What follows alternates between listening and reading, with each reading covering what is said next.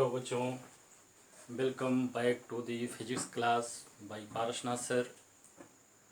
और आज हम शुरू करेंगे ऑप्टिक्स का लेक्चर नंबर 2, जिसमें हम लोग पढ़ेंगे स्फेरिकल मिरर। आज हम पढ़ेंगे स्फेरिकल मिरर,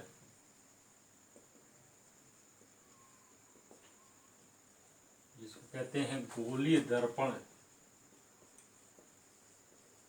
गोली दर्पण। इसके पहले लेक्चर में हम लोगों ने पढ़ा था समतल दर्पण। इसका समतल दर्पण क्या होता है? जब किसी कांच की समतल प्लेट को के एक तरफ लेड ऑक्साइड अथवा सिल्वर ऑक्साइड अथवा सिंदूर की ऑक्साइड का लेप लगा देते हैं तो यह समतल दर्पण बनता है।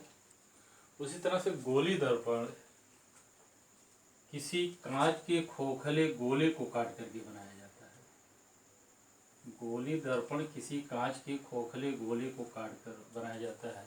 जैसे कि हमारे पास कांच का खोखला गोला है, यूँ कुछ इस आकार का कांच का खोखला गोला है। इस कांच के खोखले गोले को हम किसी भाग से काट कर निकाल लें। दो पार्ट मान लीजिए हम निकाल लिए। इसका एक पार्ट, कई पार्ट बनेगा, एक पार्ट यहाँ एक पार्ट यहाँ। सपोज दैट हमको केवल दो पार्ट हम दे रहे हैं। ये दो पार्ट को हमने काट करके इसको निकाल लिया है। अब ये हमारे पास है कांच के खोखले गोले का दो भाग बना है, बचा है। इसमें से अगर हम इसको इसके दबे हुए तल पर लेप लगा देते हैं, लेड ऑक्साइड, सिंदूर की ऑक्साइड अथवा सिल्वर ऑक्साइड का लेप लगा देते हैं, तो यह बन जाता है उत्तल दर्पण। और अगर इसके उभरे हुए तल पर लेड ऑक्साइड अथवा सिंदूर की ऑक्साइड या सिल्वर ऑक्साइड का लेप लगा देते हैं तो यह बन जाता है अवतल दर्पण। यानी ये हो गया आपका एक कॉन्वेक्स मिरर, दूसरा होता है कॉनकेव मिरर। तो सबसे पहले गोली दर्पण क्या होता है तो हम लिखेंगे पहले गोली दर्पण। गोली दर्पण ये क्या होता है? कांच के खोखले गोले को काट कर बनाया गया दर्पण। कांच के खोखले गोले को, कांच के खोखले गोले को या कांच के खोखले गोले को काट कर बनाया गया दर्पण, बनाया गया दर्पण गोली दर्पण कहलाता है। गोली दर्पण कहलाता है।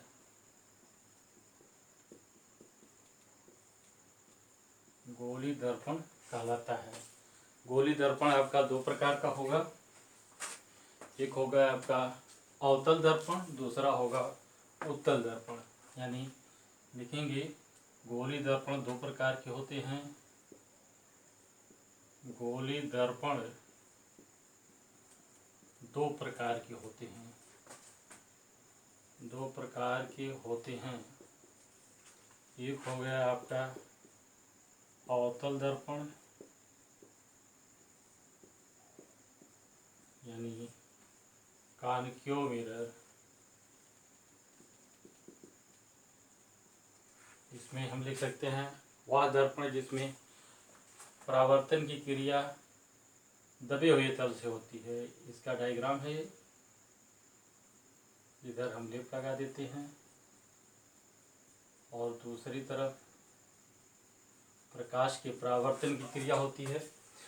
यानी हम कह सकते हैं वह गोली दर्पण, वह गोली दर्पण, वह गोली दर्पण जिसमें प्रकाश के परावर्तन की क्रिया प्रकाश के परावर्तन की क्रिया, प्रकाश के परावर्तन की क्रिया दबे हुए तल से होती है। परावर्तन की क्रिया दबे हुए तल से होती है।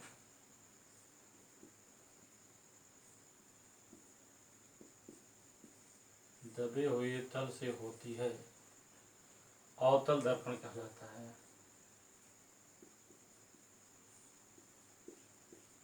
अवतल दर्पण कहलाता है।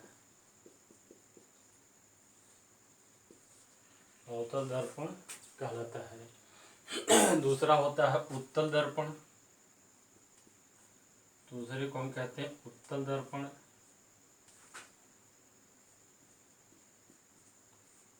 इसको बोलते हैं कॉन्वेक्स मिरर।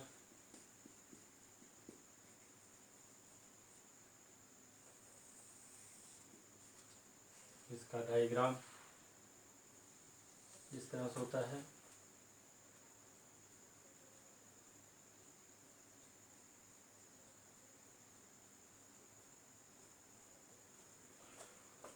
इसको हम कह सकते हैं वाह दर्पण, वाह गोली दर्पण, वाह गोली दर्पण, जिसमें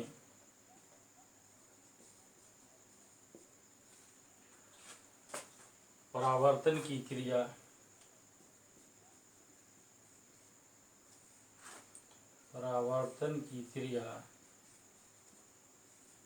उभरे तल से होती है।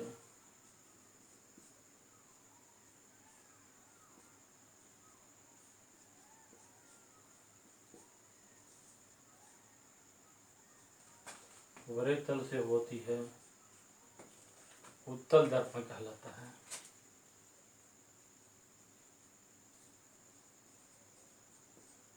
उत्तल दर्पण कहलाता है। ये स्टूडेंट्स, इस प्रकार जो है स्फेरिकल मिरर यानी गोली दर्पण जो है आपका दो प्रकार का होगा। एक होगा अवतल दर्पण, दूसरा होगा उत्तल दर्पण। अवतल दर्पण जिसमें प्रकाश के परावर्तन की क्रिया दबे हुए तल पर होगी, और उत्तल दर्पण जिसमें प्रकाश के परावर्तन की क्रिया उभरे हुए तल से होती है। अब हम आगे देखेंगे कि इससे संबंधित कुछ पॉइंट्स जो हमें इम्पॉर्टेंट है नोट करना पड़ेगा या याद करना चाहिए, वो क्या है। दर्पण से संबंधित कुछ परिभाषाएं हम देखेंगे। गोली दर्पण से संबंधित कुछ परिभाषाएं।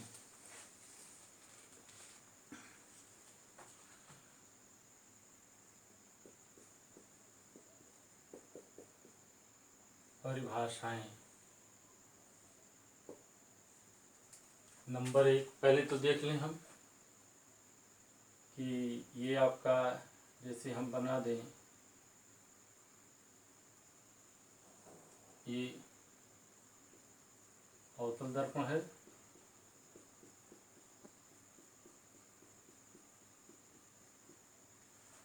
और इधर हम बना दें एक उत्तल दर्पण।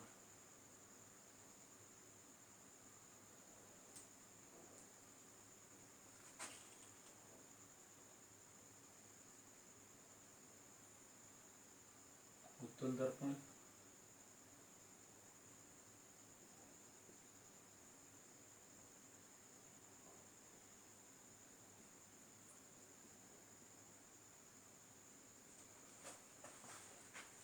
ये अवतल है,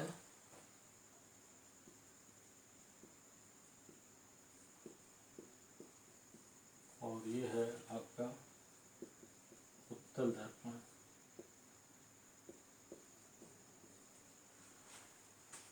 इसमें सबसे पहला जो इसका परावर्तक तल होता है, इसका मध्य का बिंदु जो है ध्रुव कहलाता है, जिसको हम P से लिखते हैं। इसका मध्य बिंदु ध्रुव कहलाता है। यानी किसी दर्पण के परावर्तक तल का मध्य बिंदु ध्रुव कहलाता है। ध्रुव का इम्पोर्टेंस ये होता है कि कोई भी दूरी जब हम नापते हैं तो यहाँ ध्रुव से नापते हैं। कोई भी दूरी जब हम नापेंगे आगे तो ये ध्रुव से नापेंगे। दूसरा, ये हम देख रहे हैं कि यह एक गोला बन रहा है, कर्व जो है ये गोला बना रहा है। वैसे यहाँ भी यह एक गोले का पार्ट है। जैसा आप जानते हैं गोली दर्पण किसी कांच के खोखले गोले को काट करके ही बनाया जाता है। इसका एक केंद्र होगा, यहाँ भी होगा, यहाँ भी होगा। इस केंद्र को हम वक्रता केंद्र कहते हैं। इस केंद्र को वक्रता केंद्र कहते हैं। वक्रता केंद्र तथा ध्रुव को मिलाती हुई खींची गई रेखा या वक्रता केंद्र तथा ध्रुव के बीच की दूरी को वक्रता त्रिज्या कहते हैं।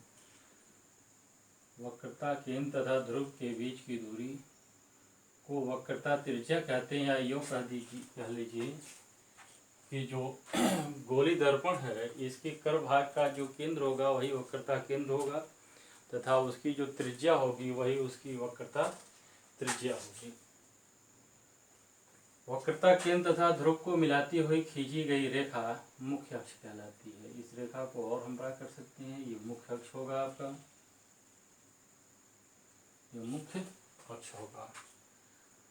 इस परावर्तक तल के दोनों सिरों की जो बीच की दूरी होती है, इस परावर्तक जो एक जीवा बन रही है, ये जीवा बन रही है, इसको हम एपर्चर कहते हैं। ये जो जीवा बन रही है इसको हम द्वारक कहते हैं। इसे हम क्या कहते हैं, द्वारक कहते हैं। और ये दोनों सिरे जो है केंद्र पर, वक्रता केंद्र पर जो कोण बनाते हैं उसको हम कोणीय द्वारक कहते हैं। इसको हम कोणीय द्वारक, यानी अपर्चर जो होता है दो प्रकार का होगा। एक लीनियर अपर्चर, लीनियर अपर्चर जो होता है, जो लीनियर अपर्चर होता है वह सिंपली जो कर्व भाग है उसकी जीवा, अगर गोला बनाया जाए तो कर्व भाग के अंतिम सिरे से दोनों के बीच की जो दूरी होगी, यानी जो जीवा बनेंगे उसको हम रेखी द्वारक कहेंगे। और इन दोनों सिरे, ये दोनों सिरे जो केंद्र पर कोण बनाते हैं इसको हम कोणीय द्वारक कहते हैं। इस प्रकार हम इसमें कुछ लिख सकते हैं, जैसे नंबर 1 ध्रुव। ध्रुव फिगर में हमने इसको बिंदु P से दिखाया है, जिसको कहते हैं पोल। इसकी परिभाषा क्या होगी, दर्पण के परावर्तक तल का मध्य बिंदु, दर्पण के परावर्तक तल का मध्य बिंदु, तल का मध्य बिंदु ध्रुव P होता है, ध्रुव कहलाता है। एक ऐसा बिंदु माना जाता है जो गोली दर्पण के परावर्तक तल का मध्य बिंदु होता है, उसको हम ध्रुव कहते हैं। दूसरा, वक्रता केंद्र, वक्रता केंद्र या इसको कहते हैं सेंटर ऑफ कर्वेचर।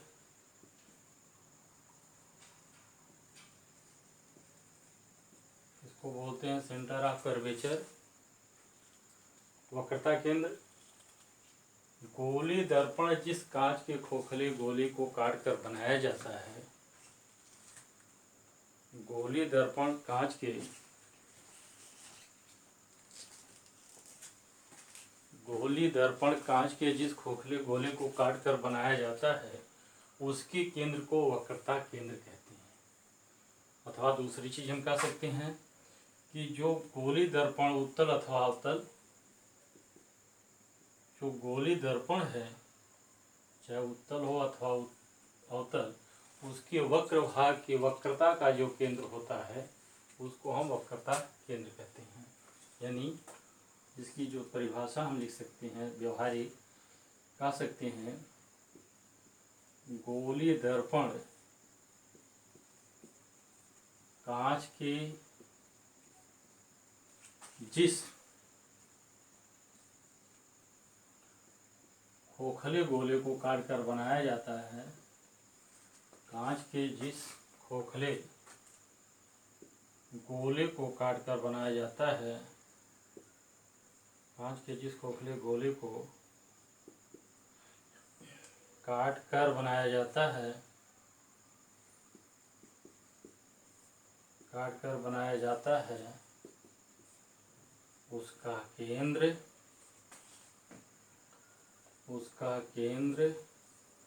वक्रता केंद्र कहलाता है। वक्रता केंद्र, यहाँ हमने इसको सी से दिखाया है, वक्रता केंद्र कहलाता है, वक्रता केंद्र कहलाता है। तीसरा पॉइंट होगा वक्रता त्रिज्या। वक्रता त्रिज्या, वक्र भाग की जो त्रिज्या होती है वही वक्रता त्रिज्या होगी, अथवा हम ये कहें रेडियस ऑफ कर्वेचर।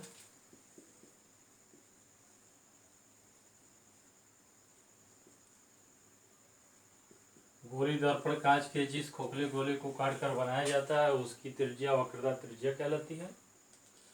सिंपल हम ये कह सकते हैं कि गोली दर्पण कांच के जिस खोखले गोले को काट कर बनाया जाता है उसकी त्रिज्या वक्रता त्रिज्या होती है, अथवा हम कह सकते हैं कि वक्रता केंद्र तथा ध्रुव के बीच की दूरी को वक्रता त्रिज्या कहते हैं। बहुत सिंपल तरीका कह सकते हैं, वक्रता केंद्र तथा ध्रुव के बीच की दूरी को, तथा ध्रुव के बीच की दूरी को वक्रता केंद्र तथा ध्रुव के बीच की दूरी को वक्रता त्रिज्या कहते हैं। वक्रता त्रिज्या कहते हैं, वक्रता त्रिज्या कहते हैं। फिर उसके बाद अगला पॉइंट आएगा द्वारक। पहले हम लिखेंगे रेखी द्वारक।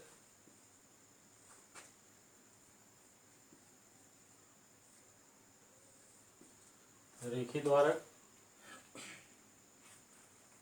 परावर्तक तल के दोनों सिरों के बीच की दूरी,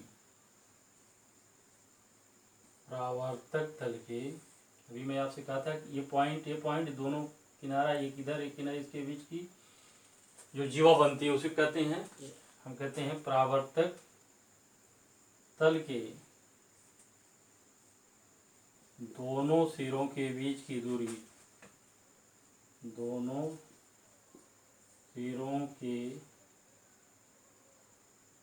सिरों के बीच की दूरी या वक्र भाग की जीवा, या वक्र भाग की जीवा, वक्र भाग की जीवा या वक्र भाग की जीवा रेखी द्वारक होता है।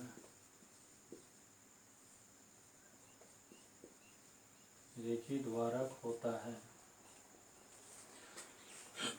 कोणी द्वारक अगला पॉइंट बनेगा। कोणी द्वारक, कोणी द्वारक एंगुलर एपर्चर, कोणी द्वारक क्या होगा? परावर्तक तल के दोनों सिरे वक्रता केंद्र पर जो कोण बनाते हैं, परावर्तक तल के दोनों सिरे, यहाँ लिख लें, परावर्तक तल के दोनों सिरे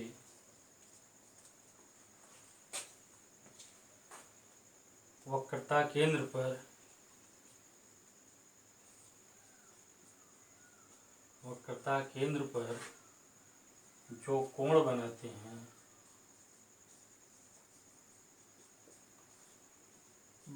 हैं उसे कोणी द्वारक कहते हैं। उसे कोणीय द्वारक कहते हैं।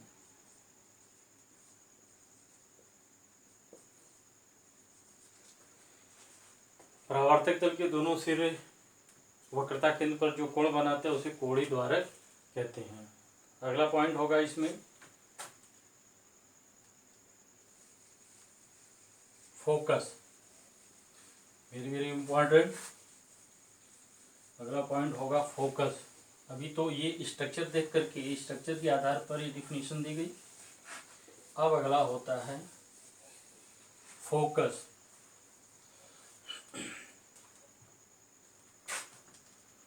फोकस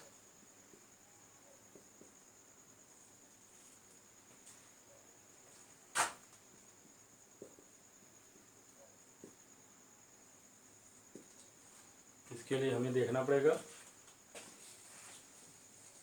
किरण आरेख बनाएंगे हम। ये मान लीजिए कि हमारा ये हमने बनाया है, कौन सा दर्पण है? ये है आपका अवतल दर्पण। ये कौन सा दर्पण है? अवतल दर्पण है। और ये हम बना दें एक उत्तल दर्पण। इसको बना रहे हैं हम एक उत्तल दर्पण। यहाँ कहीं ध्रुव होगा P और इसका एक वक्रता केंद्र होगा C। इसको मिलाती हुई जो रेखा खींचेंगे उसको हम मुख्य अक्ष कहेंगे। एक परिभाषा और भी लिख सकते हैं हम, मुख्य अक्ष।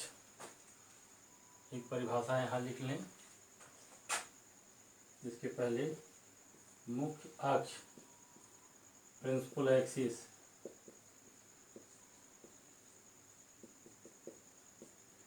ये क्या होता है? वक्रता केंद्र तथा ध्रुव को मिलाती हुई खींची गई रेखा।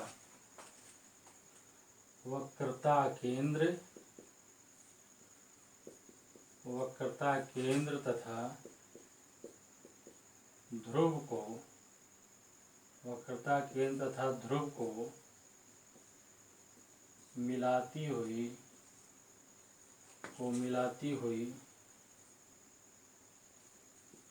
खींची गई रेखा। वक्रता केंद्र तथा ध्रुव को मिलाती हुई खींची गई रेखा मुख्य अक्ष कहलाती है।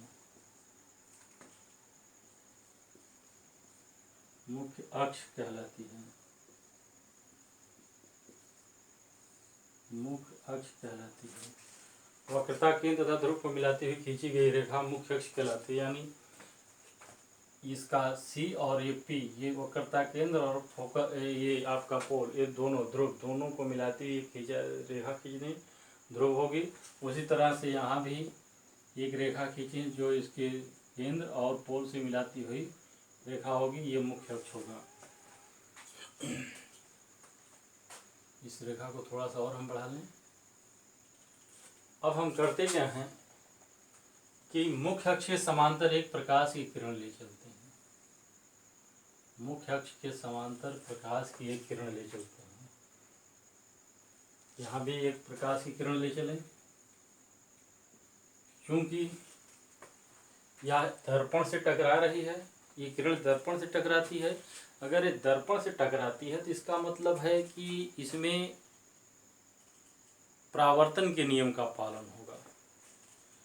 परावर्तन के नियम का पालन होगा तो क्या होगा? आपतन कोण परावर्तन कोण के बराबर होगा।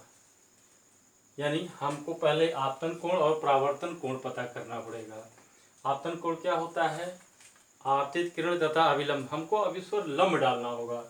लंब डालने के लिए अच्छा तरीका यह है कि आपके पहले भी, इसके पहले वाले वीडियो में हमने चर्चा किया था कि इसके सेंटर से मिलाती हुई एक रेखा खींच दीजिए। इसके सेंटर, कुछ नहीं करना है आपको, इसके सेंटर से मिलाती हुई एक रेखा खींच दीजिए। इसके सेंटर से मिलाती हुई रेखा कहीं भी, अगर हम एक गोला ले लें, अगर इससे पर लंब डालना तो इसके सेंटर से मिला देते हैं, 90 डिग्री बनता है। उसी तरह यहाँ भी इसका सेंटर यहाँ कहीं होगा, यहाँ से मिलाती हुई एक रेखा खींचेंगे। इससे मिलाती हुई एक रेखा खींच देंगे, इसके सेंटर से मिलाती हुई एक रेखा खींच दें।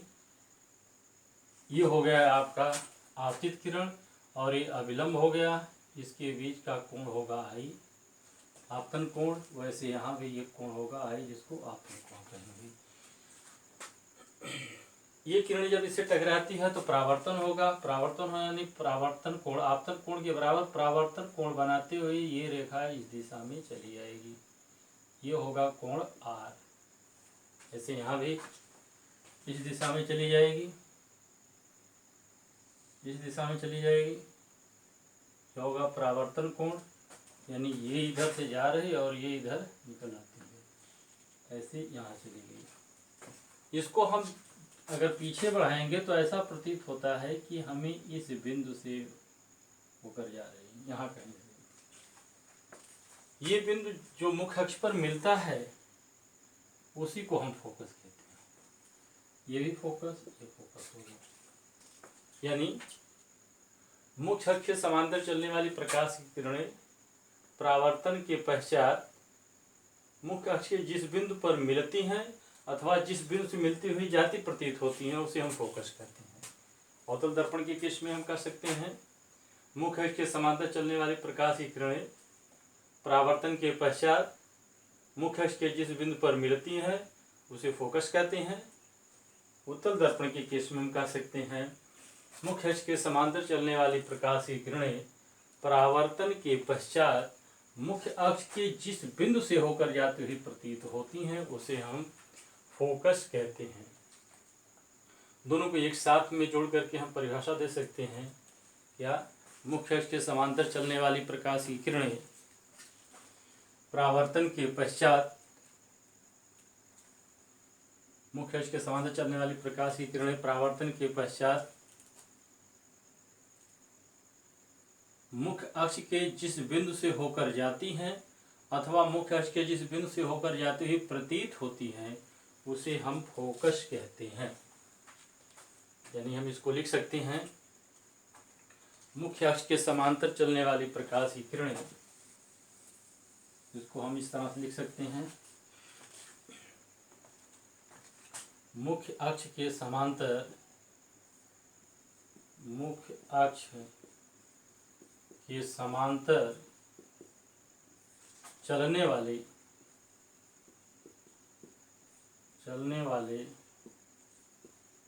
प्रकाश की किरणें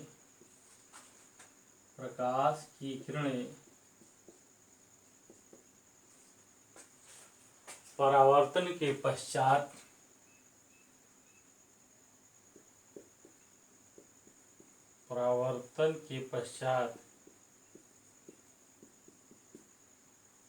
मुख्य अक्ष के जिस बिंदु पर मिलती हैं परावर्तन के पश्चात मुख्य अक्ष के जिस बिंदु पर मिलती हैं अवतल दर्पण के केस में अथवा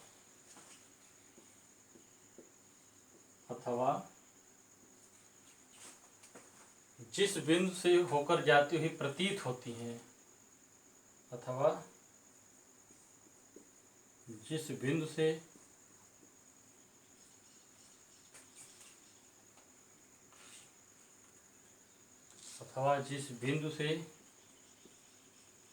होकर जाती हुई प्रतीत होती हैं, जिस बिंदु से होकर जाती हुई प्रतीत होती हैं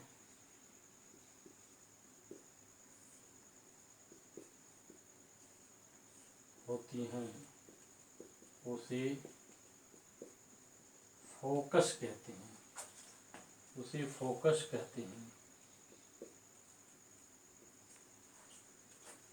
मुख्य अक्ष के समांतर चलने वाली प्रकाश की किरणें मुख्य अक्ष के समांतर चलने वाली प्रकाश की किरणें परावर्तन के पश्चात मुख्य अक्ष के जिस बिंदु पर मिलती हैं अथवा जिस बिंदु से होकर जाती हुई प्रतीत होती हैं उसे फोकस कहते हैं। फोकस और ध्रुव के बीच की दूरी को फोकस दूरी कहते हैं। ये अलग है फोकल लेंथ, फोकस दूरी जिसको कहते हैं हम फोकस दूरी, फोकल लेंथ। फोकस तथा ध्रुव के बीच की दूरी को फोकस दूरी कहते हैं। सिंपल है। फोकस तथा ध्रुव के बीच की दूरी को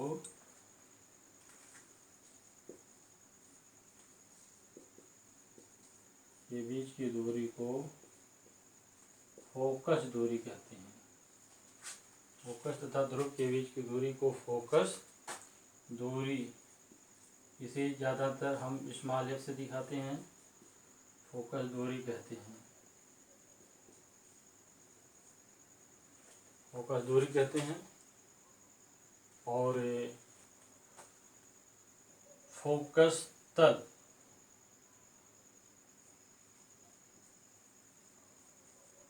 फोकस तल, फोकल प्लेन,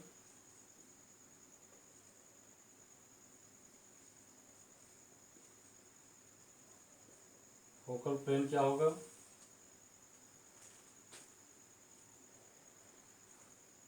जैसे ये फोकस है, फोकस से होकर गुजरने वाला तथा मुख्य अक्ष के लंबवत तल को फोकस तल कहते हैं। जैसे ये बिंदु फोकस है या इस तरह से, इसको हम फोकस तल कहेंगे। इसको कह सकते हैं हम फोकस से गुजरने वाला, फोकस से गुजरने वाला, फोकस से गुजरने वाला तथा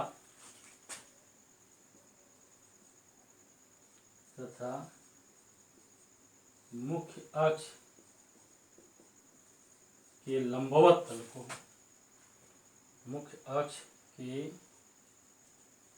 लंबवत तल को फोकस तल कहते हैं।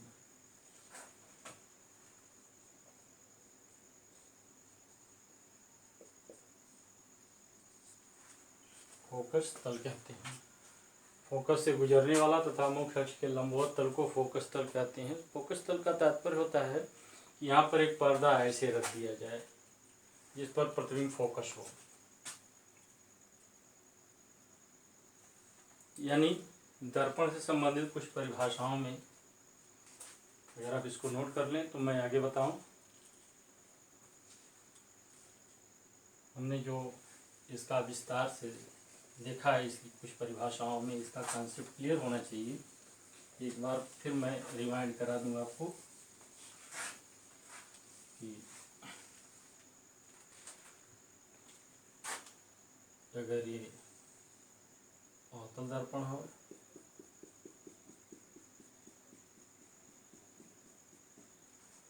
और ये उत्तल दर्पण है,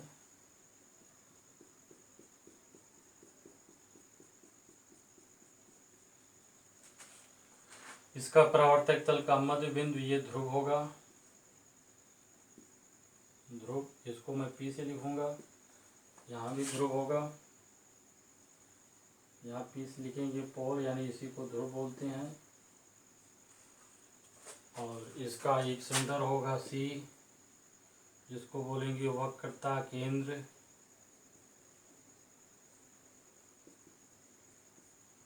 यहाँ भी सेंटर होगा C, वक्रता केंद्र।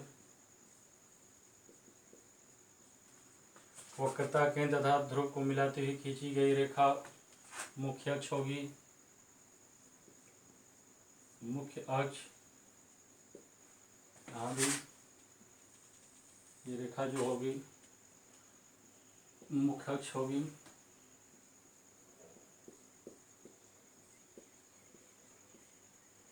मुख्य अक्ष और ध्रुव तथा वक्रता केंद्र के बीच की दूरी को वक्रता केंद्र, वक्रता त्रिज्या, वक्रता त्रिज्या, जिसको हम इस कैपिटल आर से लिखेंगे, वैसे यहाँ भी होगा वक्रता त्रिज्या, जिसको हम लिखेंगे कैपिटल आर से। इस दोनों परावर्तक तलों के बीच की जो परावर्तक तल जो है उसके दोनों सिरों के बीच की दूरी को रेखीय द्वारक कहते हैं, यानी जो जीवा बनती है उसको रेखीय द्वारक कहते हैं। ये दोनों सिरे जो सेंटर पर एंगल बनाते हैं उसको हम कोणीय द्वारक कहते हैं। जो सेंटर पर जो एंगल बनाते हैं, जो कोण बनाते हैं, उसको हम कोणीय द्वारक कहते हैं। यानी ये हो गया आपका रेखीय द्वारक,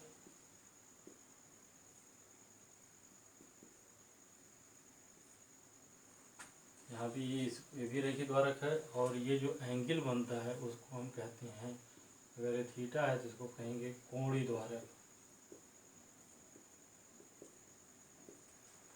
तो कहेंगे कोणीय द्वारक। ऐसे यहाँ भी ये कोणीय द्वारक होगा, ये भी होगा कोणीय द्वारक।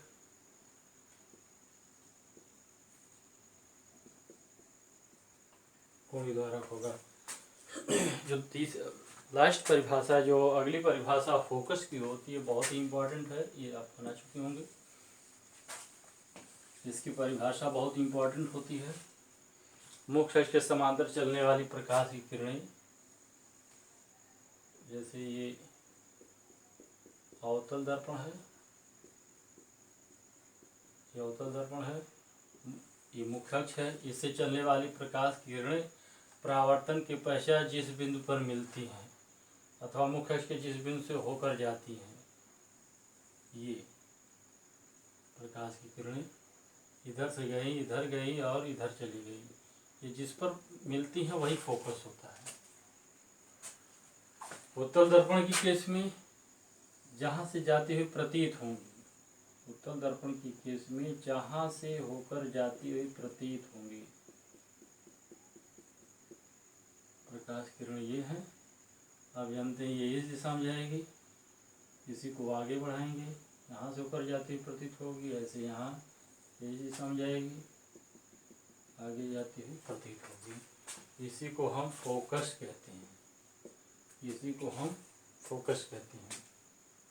यहाँ ये चीज़ इम्पोर्टेंट ये है कि जो दो दर्पण हैं दोनों, उसमें इम्पोर्टेंट सबसे बात यह है कि इसी गुण का उपयोग करके हम इस दर्पण को दो रूप में उपयोग कर लेते हैं। जैसे टार्च में जो बल्ब बनाते हैं, जो प्याली होती है, टार्च की जो प्याली होती है वो अवतल होती है। टार्च की जो प्याली होती है वो अवतल होती है। और हम करते क्या हैं कि जो बल्ब हमारा होता है इसके फोकस पर होता है। ये अगर बल्ब यहाँ पर जो होता है इसके फोकस पर होता है, ये बल्ब इसके फोकस पर होगा। अब प्रकाश की किरण जब यहाँ से निकलेगी तो इससे टकराएगी, टकराने के बाद ये मुख्य अक्ष के समांतर चली जाएगी। ऐसे यहाँ भी बहुत सारी प्रकाश किरणें जो भी निकलेंगी ये मुख्य अक्ष के समांतर हो जाएंगी, यानी बहुत दूर तक जाएंगी। ये प्रकाश किरण, ये यानी अवतल दर्पण में प्रकाश की किरणें जब मुख्य अक्ष से समांतर होती हैं तो वो आपस में फोकस पर एकत्रित होती हैं, या जब फोकस पर प्रकाश उत्पन्न होता है तो ये किरणें जो यहाँ से निकलती हैं परावर्तित होकर के मुख्य अक्ष के समांतर चली जाती हैं। इसलिए ऐसे टार्च जहाँ हमें बहुत दूर तक लाइट भेजना होता है उसकी प्याली को जो है हम परावर्तक तल को अवतल बना देते हैं, और अवतल बनाने के बाद उसके बल्ब को फोकस पर हम स्थिर करते हैं, जिससे वो प्रकाश की किरणें उससे बहुत दूर तक निकल जाती हैं। यहाँ पर जो उत्तल दर्पण है, उत्तल दर्पण में आप देख रहे हैं कि यह उत्तल दर्पण आपका प्रकाश की किरणें जब पड़ती हैं इस पर, अगर ये मुख्य अक्ष के समांतर होती है प्रकाश की किरण तो ये दूसरी दिशा में चली जाती है, ऐसे यहाँ भी चली जाती है, मुख्य अक्ष के समांतर होती है। तो जब प्रकाश की किरण इस पर पड़ेगी तो यह जो है प्रकाश की किरणों को बहुत दूर तक फैला देगा। ये प्रकाश की किरणें जब इससे परावर्तित होगी तो बहुत दूर तक फैल जाएगी। यानी अगर हम परावर्तक तल को उत्तल बना दें और उस पर जो है बल्ब लगा दें तो यह प्रकाश की किरणें को बहुत दूरी तक, इसका दृष्टि विधा बहुत दूर तक फैला देगा। इसका तात्पर्य होगा कि हमें ऐसे स्थान पर इस उत्तल दर्पण का उपयोग करना चाहिए जहां पर हमें प्रकाश को बहुत दूर तक फैलाना होता है। जैसे रोड लाइट में हम क्या करते हैं कि प्रकाश को ऐसे किसी खंभे से लटकाते हैं जिसमें प्रकाश बहुत दूर तक फैलता है। ऐसे में परावर्तक तल के रूप में, रोड लाइट में परावर्तक तल के रूप में उत्तल दर्पण का उपयोग कर सकते हैं। हमारा अगला पॉइंट होगा इसमें वक्रता, त्रिज्या तथा फोकस दूरी में संबंध। हमारा जो अगला पॉइंट होगा वक्रता, त्रिज्या तथा फोकस दूरी में संबंध।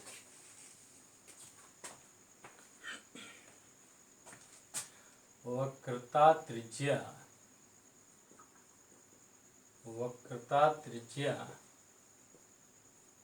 तथा फोकस दूरी में संबंध, तथा फोकस दूरी में संबंध। Relation between F and R बहुत पूछा जाता है। रिलेशन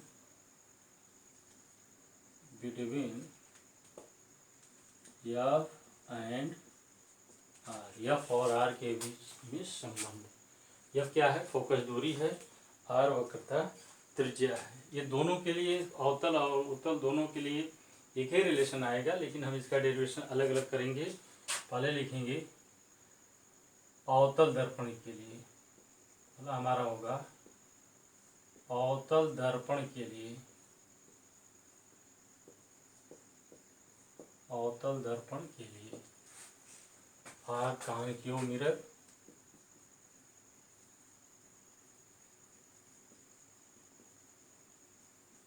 आर कॉन्केव मिरर, अवतल दर्पण।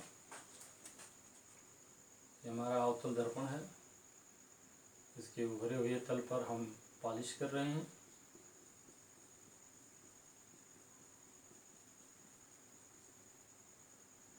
इसके उभरे तल पर पॉलिश हो रही है। प्रकाश की किरण, ये मुख्य अक्ष है। प्रकाश की किरण इसके समांतर, मुख्य अक्ष के समांतर जा रही है। यह का बिंदु P होगा और यहीं कहीं बिंदु आपका C होगा। प्रकाश की किरण इसके समानांतर जा रही है। जब प्रकाश की किरण इस पर आपतित होगी तो परावर्तन होगा। परावर्तन होगा तो परावर्तन के नियम से होगा। परावर्तन के नियम का मतलब होता है आपतन कोण परावर्तन कोण के बराबर होता है। अविलंब तथा आपतित किरण के बीच का कोण आपतन कोण, अविलंब तथा परावर्तित किरण के बीच का कोण परावर्तन कोण होता है। यानी इस बिंदु पर अगर ये मान लो ए है, ये बिंदु यम है, तो हमें परावर्तन के लिए लंब डालना पड़ेगा। तो इसके लिए हम पहले ही जानते हैं कि इसका एक तरीका है कि इसे सेंटर से होकर जाती हुई एक रेखा खींचेंगे। सेंटर से जाती हुई एक रेखा खींचेंगे तो ये क्या होगा, इस पर गई और इतना कोण आई के बराबर ही कोण बनाते हुए इस बिंदु से निकल आएगी, इस बिंदु से निकल आएगी। यानी ये होगा आर, ये बिंदु हो जाएगा आर। और जब जानते हैं कि जिस बिंदु से होकर जाती है वह आपका फोकस होता है। प्रकाश किरण जिस बिंदु से होकर जाएगी वो आपका फोकस होगा। ये प्रकाश की किरण इस बिंदु से निकल रही है। यहाँ से एक हम अपने सुविधा के लिए एक लंब डाल दें। ये लंब है n। हम यहाँ देख रहे हैं कि आप C और P ये किरण मुख्य अक्ष और A M दोनों समानांतर है। अगर ये दोनों समांतर है तो यह कोण इस कोण के बराबर होगा, जिसको हम बोलते हैं एकांतर कोण। एकांतर कोण क्योंकि आपस में बराबर होते हैं, अर्थात हम लिख सकते हैं चूंकि किरण AM पैरेलल टू किरण CP, इसलिए कोण MCF या MCP, कोण MCP बराबर होगा कोण AMC। AMC बराबर होगा कोण I। परंतु हम जानते हैं कि परावर्तन के नियम के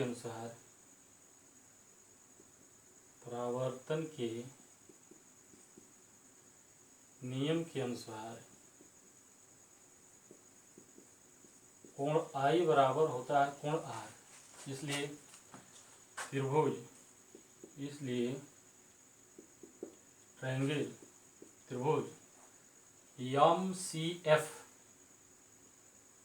MCF आइसोस्केलस यानी समद्विबाहु त्रिभुज है। समद्विबाहु त्रिभुज है, इसलिए त्रिभुज MCF समद्विबाहु त्रिभुज है। इसलिए FC बराबर होगा FM। FC बराबर होगा FM। FC बराबर होगा FM, यानी दोनों साइड्स आपस में बराबर है। ये कोण इस कोण के बराबर है, तो ये भुजा दोनों बराबर होगी।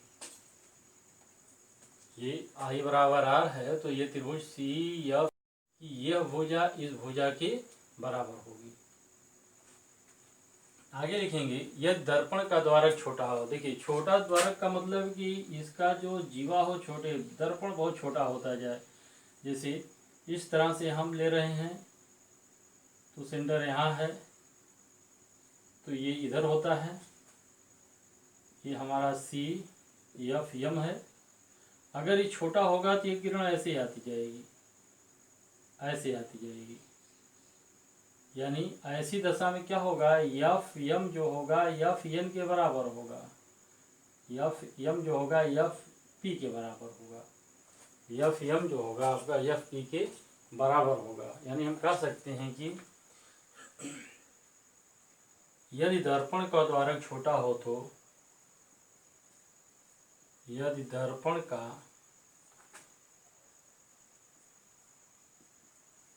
द्वारक छोटा हो तो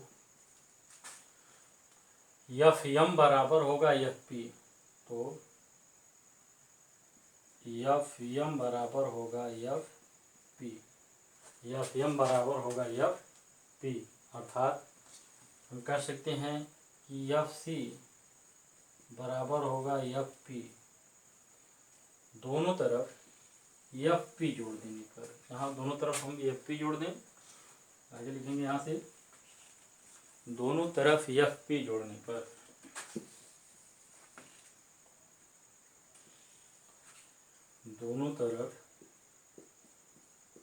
दोनों ओर FP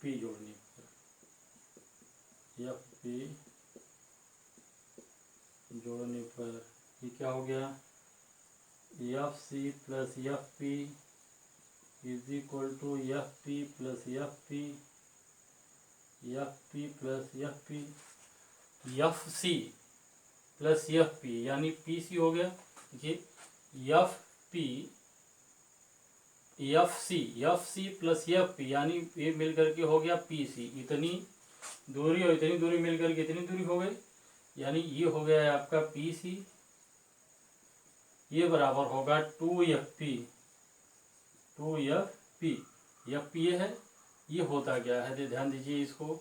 ये आपका वक्रता केंद्र है, इसके बीच की दूरी को हम वक्रता त्रिज्या कहते हैं।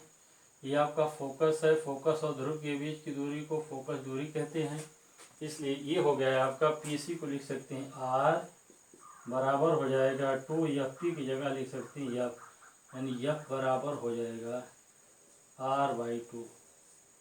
यह बराबर होगा r/2, अर्थात फोकस वक्रता त्रिज्या का आधा होता है। इसको उतार लें, उसके बाद आगे हम दिखाते हैं।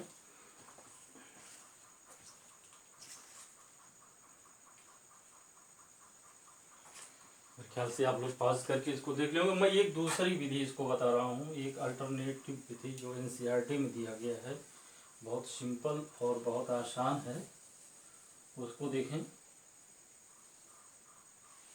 जो बहुत सिंपल है, कोशिश करिए समझने का। ये सपोज करिए कि ये एंगल जो है ये थीटा है। ये वैकल्पिक विधि या दूसरी विधि मैं लिखता हूँ, सेकेंड मेथड, दूसरी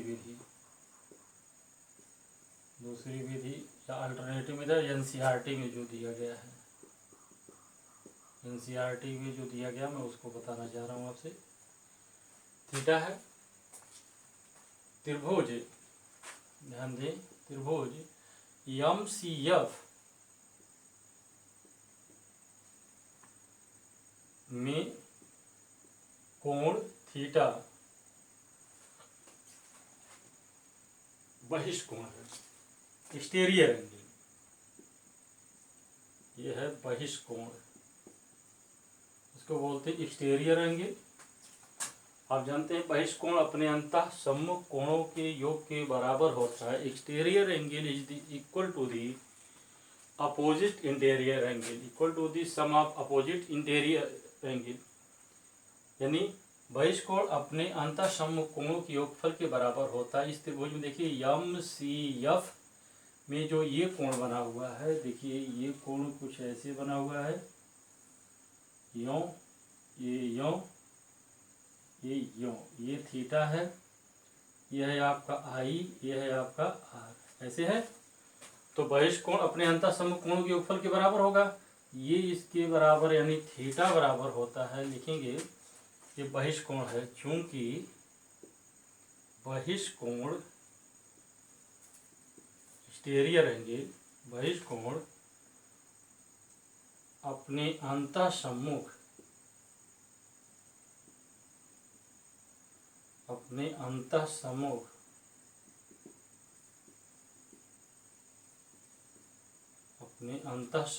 बहिष्कोण अपने अंतः सम्मुख कोणों के योगफल के बराबर होता है, कोणों के योगफल के बराबर होता है, अर्थात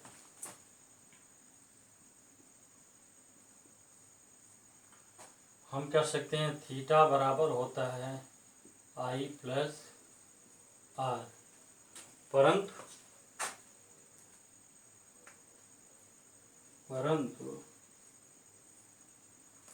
परावर्तन के नियम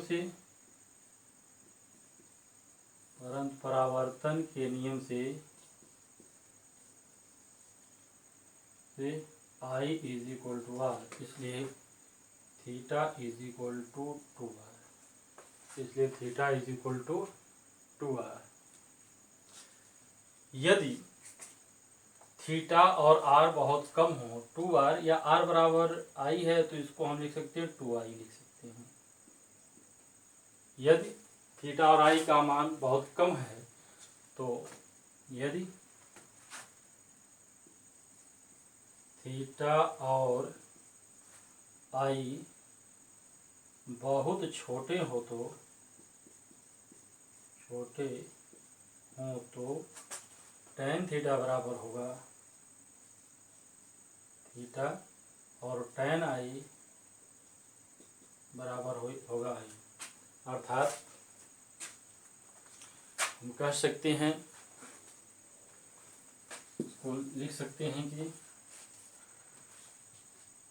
थीटा बराबर 2I में मान पुट कर दें, theta is equal to 2I में tan थीटा बराबर 2 into tan I, tan theta MFN में tan थीटा क्या होगा, MFN में tan थीटा बराबर होगा लंब बटे आधार परपेंडिकुलर 22, तो ये होगा MN बटे 20 FN, ये हो जाएगा आपका FN बराबर 2 into tan I। tan I का मतलब होगा त्रिभुज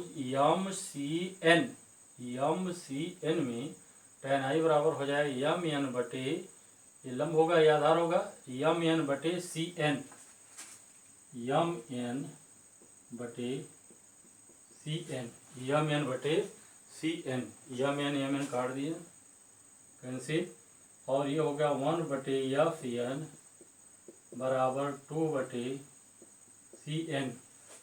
आगे लिखेंगे पुनः, यदि दर्पण का द्वारक बहुत छोटा होता है तो FN बराबर FP और CN बराबर CP होगा, यानी बिंदु NP पर होगा। यदि ये बहुत छोटा होगा तो बिंदु N जो है P पर होगा। लिखेंगे यदि दर्पण का द्वारक छोटा है तो बिंदु N P पर होगा, यानी ध्रुव पर होगा। अर्थात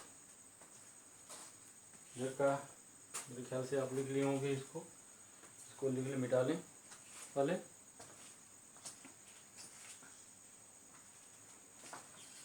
इसको पहले मिटा दें, लिख ले, इसको हो गया होगा, इधर पास करके लिख लीजिएगा। आगे हम देखते हैं, तो बिंदु N बिंदु P पर होगा। ऐसी दशा में क्या होगा, FN बराबर हो जाएगा होगा, अर्थात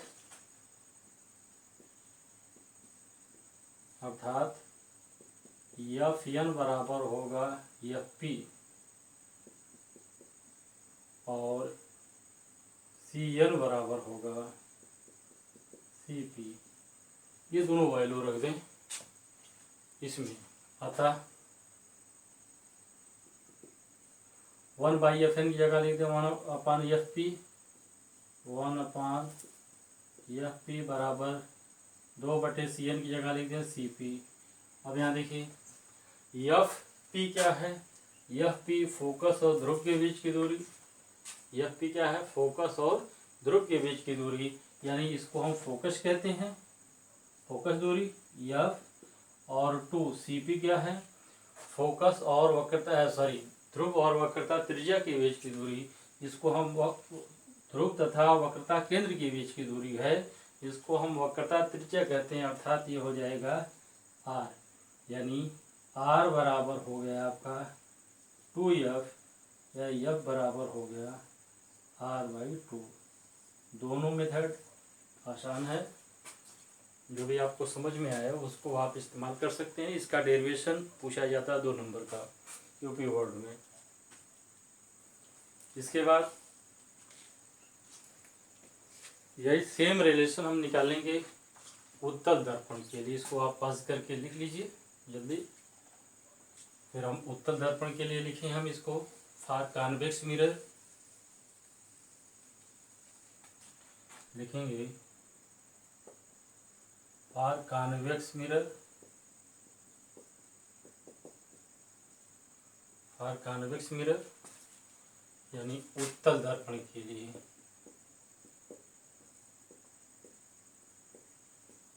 उत्तल दर्पण के लिए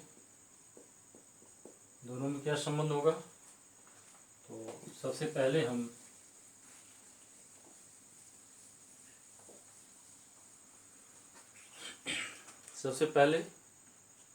इसका डायग्राम बनाएं। ये आपका जो है उत्तल दर्पण है,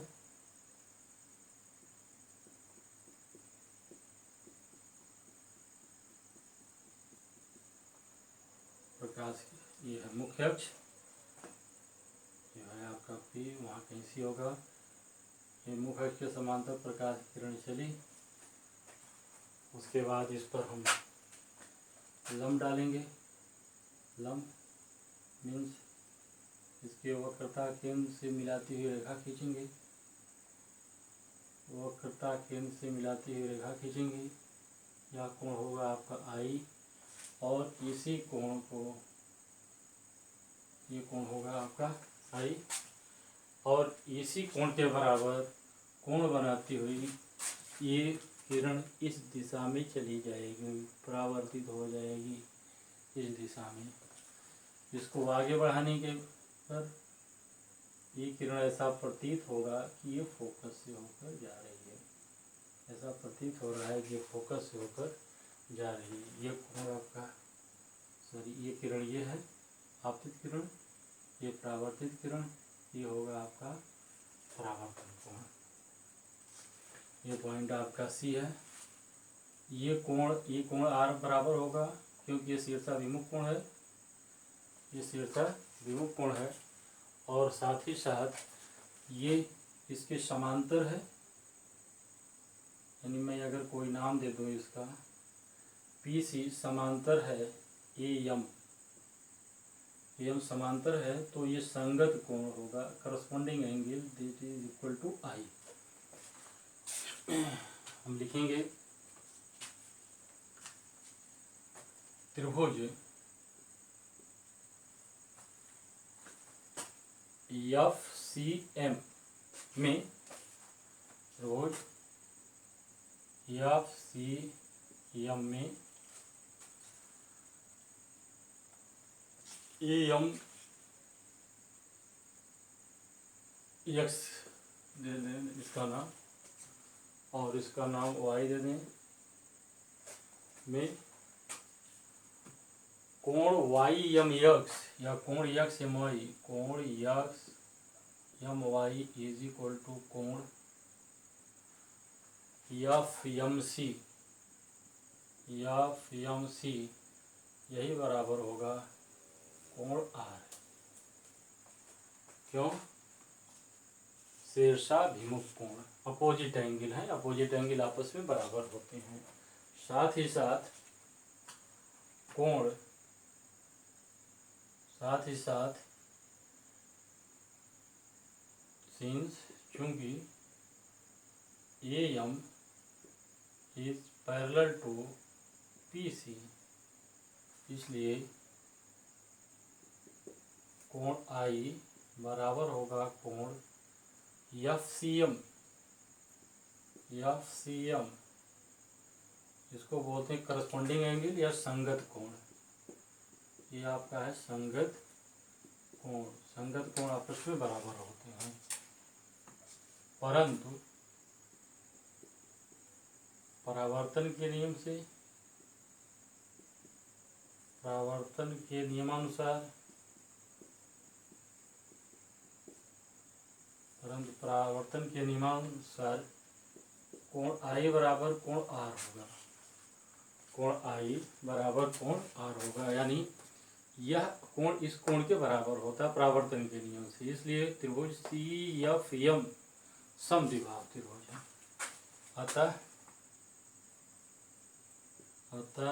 त्रिभुज एफ सी एम, त्रिभुज एफ सी एम समद्विबाहु त्रिभुज है, समद्विबाहु त्रिभुज है। इसलिए समद्विबाहु त्रिभुज आइसोस्केलेस एंगल, आइसोस्केलेस एंगल में दो भुजाएं आपस में बराबर होती हैं, जो कोणों के सम्मुख होती हैं उन दोनों भुजाएं आपस में बराबर होती हैं, यानी हम कह सकते हैं एफ सी बराबर एफ एम। ये होगा आपका एफ सी बराबर एफ एम, एफ सी बराबर एफ एम। यदि दर्पण का द्वारक छोटा होगा तो एफ एम बराबर होगा एफ पी। आगे लिखेंगे यदि दर्पण का द्वारक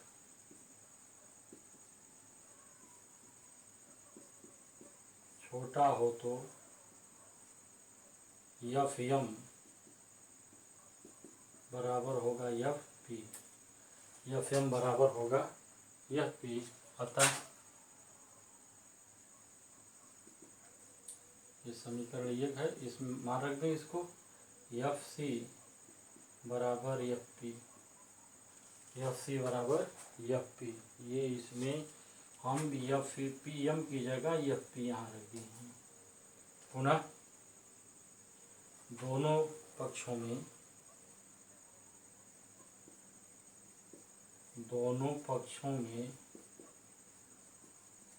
एफ पी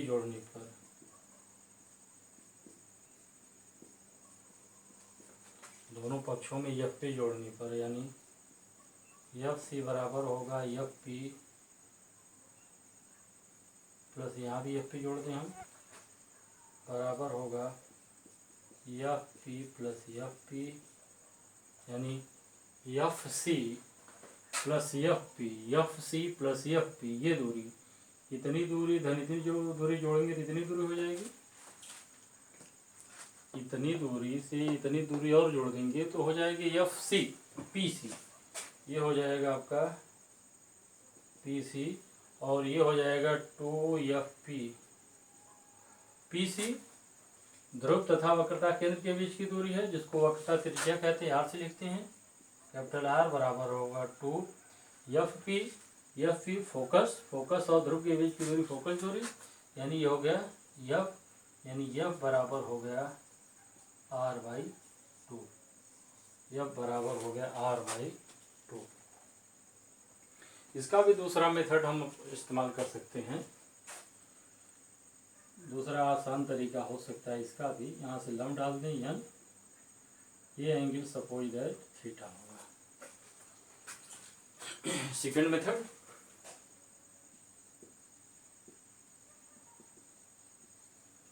दोनों में से कोई एक मेथड आप तैयार कीजिए, दोनों जरूरी नहीं है, कोई एक मेथड आप तैयार कीजिए। सेकंड मेथड क्या है, ये जो त्रिभुज बना हुआ है ये यों ऐसे, और ये बना हुआ है इस तरह से, ये यों बना हुआ है, ये आपका है आई आर और ये है आई, ये है थीटा। ये थीटा जो कोण है बहिष्कोण है आई और आर का, ये त्रिभुज एफ एम सी में ये जो है थीटा जो है बहिष्कोण है। बहिष्कोण अपने अंतर सम्मुख कोणों के योगफल के बराबर होता है, यानी थीटा बराबर होगा आई प्लस आर, यानी हम यहाँ लिख सकते हैं त्रिभुज एम एफ सी में थीटा बराबर होगा आई प्लस आर, परंतु परावर्तन के नियम से आई बराबर होता है आर। आई बराबर आर हो गया तो थीटा बराबर हो गया 2i। यदि थीटा और आई के मान बहुत छोटे हों, यदि थीटा और आई के मान बहुत छोटे हैं तो फिर जैसे पिछले वाले में हमने किया था, ये हो जाएगा tan थीटा बराबर हो जाएगा 2 × tan i। ये tan थीटा और tan i का मान रख देंगे। tan थीटा इसमें त्रिभुज में समकोण त्रिभुज याम एन एफ में tan थीटा बराबर होगा लंब बटे आधार मीन्स यम एन बटे एफ एन बराबर हो जाएगा 2 × tan i यम एन बटे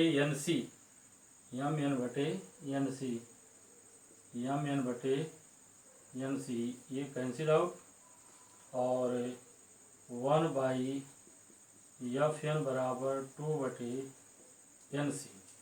यहाँ ध्यान दीजिए कि अगर ये द्वारक बहुत छोटा होगा तो ऐसे यहाँ पर ये किरण डालेंगे तो n जो है P पर होगा। यदि दर्पण का द्वारक छोटा हो तो एक पॉइंट लिख लेंगे, यदि दर्पण का द्वारक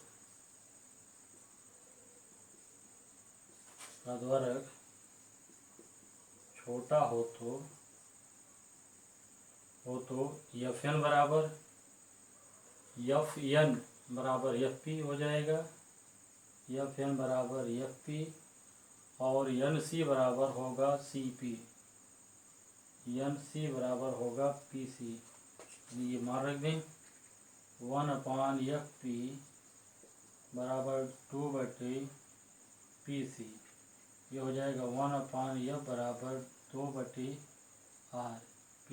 Fp तो फोकस दूरी है और PC वक्रता त्रिज्या, यानी R बराबर हो जाएगा, यहाँ हम लिख दें इसको, R बराबर हो जाएगा 2F,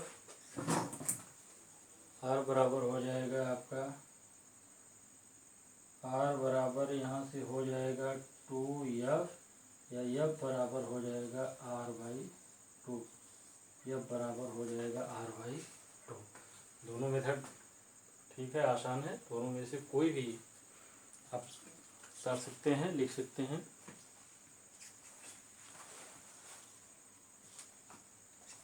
इस पर आधारित कुछ न्यूमेरिकल्स देखा जाए। इस पर आधारित कुछ न्यूमेरिकल्स देखें, जैसे इसको पास करके आप नोट कर लीजिए। जैसे कुछ example numericals,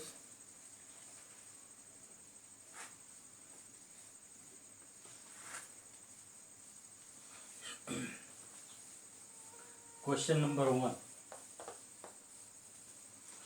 question number 1, question number 1, प्रश्न 1, अवतल दर्पण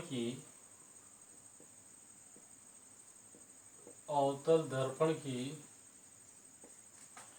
फोकस दूरी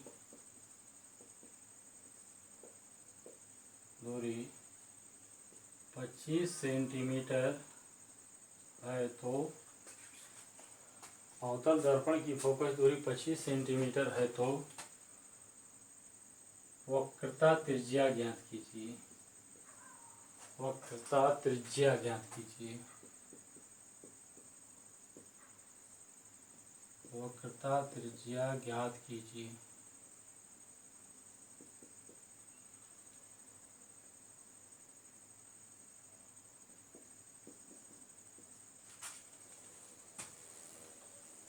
वक्रता त्रिज्या ज्ञात कीजिए। इसका सॉल्यूशन है हल, और सिंपल दिया है।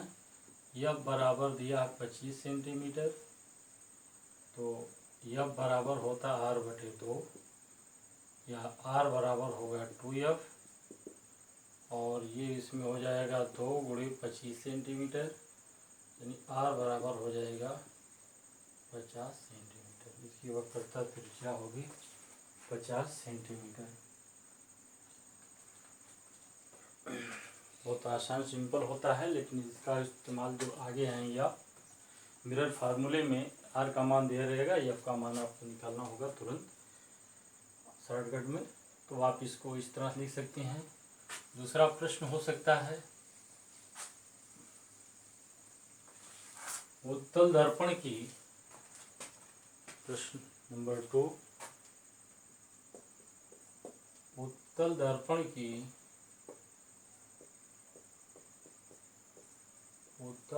की वक्रता त्रिज्या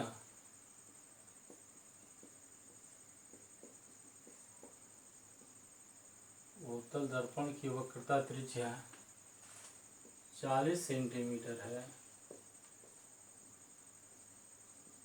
तो उत्तल दर्पण की वक्रता त्रिज्या 40 सेंटीमीटर है, तो दर्पण की फोकस दूरी ज्ञात कीजिए।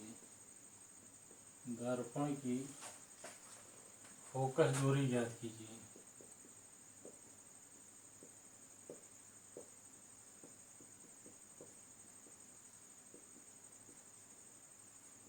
फोकस दूरी ज्ञात कीजिए। इसका हल देखिए, सॉल्यूशन, क्योंकि दिया है r का मान दिया है 40 सेंटीमीटर, तो यह बराबर होता है r/2, 40/2 बराबर 20 सेंटीमीटर, यानी यह बराबर होगा 20 सेंटीमीटर। कभी कभी कंसेप्चुअल प्रश्न भी इससे पूछे जाते हैं।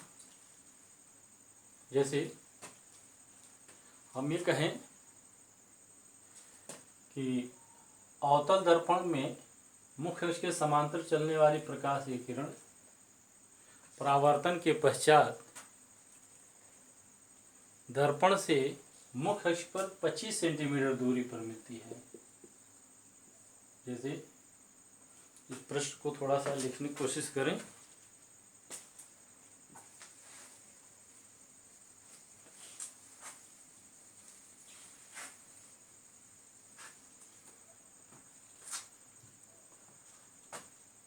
तीसरा प्रश्न,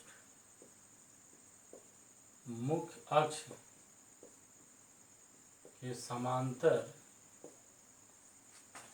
चलने वाली प्रकाश की किरण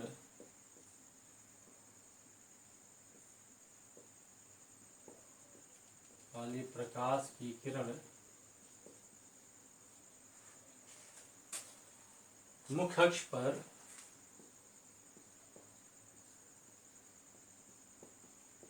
अक्ष पर दर्पण से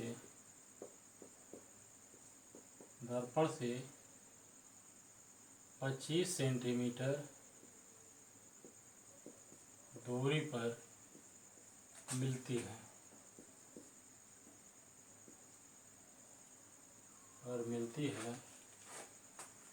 दर्पण की फोकस दूरी तथा वक्रता त्रिज्या ज्ञात कीजिए। दर्पण की फोकस दूरी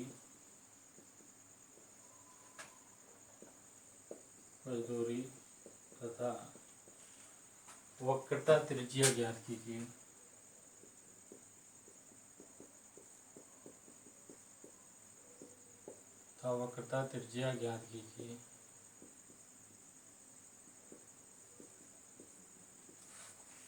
कंसेप्ट है, मुख्य अक्ष के समांतर चलने वाले प्रकाश की किरणें मुख्य अक्ष पर दर्पण से 25 सेंटीमीटर की दूरी पर मिलती हैं। अवतल हो या उत्तल हो, मिलती हुई प्रतीत होती हैं नहीं कह रहा है, तो इसका मतलब कि अवतल दर्पण है।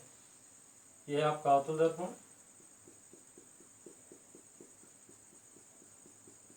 ये कह रहा है कि ये मुख्य अक्ष है। मुख्य अक्ष के समांतर प्रकाश की किरण चल रही है और परावर्तन के पश्चात फोकस पर जो मिल रही, मुख्य अक्ष पर जो मिल रही है वो मिल रही है यहाँ से 25 सेंटीमीटर पर, 25 सेंटीमीटर की दूरी पर। हम जानते हैं कि मुख्य अक्ष के समांतर चलने वाली प्रकाश की किरणें परावर्तन के पश्चात मुख्य अक्ष के जिस बिंदु पर मिलती है उसे हम फोकस कहते हैं। और फोकस तथा ध्रुव के या दर्पण या ध्रुव के बीच की दूरी जो फोकस दूरी होती है, इसका मतलब ये है कि इसकी फोकस दूरी जो हो गई, दर्पण की फोकस दूरी जो है दिया है 25 सेंटीमीटर। दर्पण की फोकस दूरी जो दिया है 25 सेंटीमीटर दिया है। और R बराबर आप जानते ही हैं कि F बराबर होता R/2 या R बराबर होगा 2F, यानी 2 × 25 बराबर 50 सेंटीमीटर। इस तरह के भी प्रश्न पूछे जा सकते हैं। इसी के साथ और एक प्रश्न हो सकते हैं, आप किताब से देखिए और इसको सॉल्व कीजिए। इसी के साथ मैं ये लेक्चर समाप्त करता हूँ। अगले लेक्चर 3 में हम लोग दर्पण द्वारा प्रतिबिंब बनाने के नियम और उसके द्वारा भिन्न भिन्न प्रकार के प्रतिबिंब कैसे भिन्न भिन्न स्थिति पर भिन्न भिन्न बिंदुओं पर प्रतिबिंब कैसे बनते हैं, इसका हम लोग अध्ययन करेंगे। Best of luck.